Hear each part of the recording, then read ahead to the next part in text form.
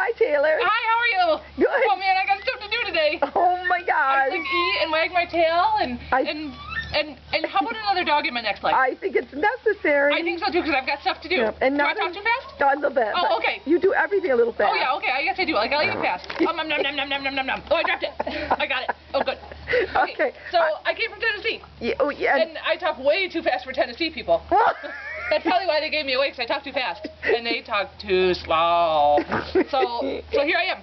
And I think you move too fast for them, Oh, too. man. Do you guys have, like, whiplash in there? We do. Because I just move fast. Well, I'm a real nice girl, huh? You're wonderful. Yeah. I wish someone would stop holding me. You're wonderful with the other dog. Yeah, pretty much. Yep. And so, I take food nice. Yep. So the next dog, you need a dog, and it needs nog? to be a dog. Oh. A dog nog. Oh, a dog nog.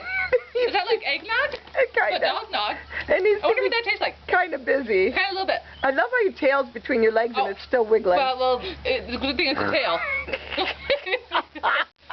Gotta look like something else, huh? Well, no. I would be a very proud boy, huh? Well, yes, but we gotta go. Okay, bye.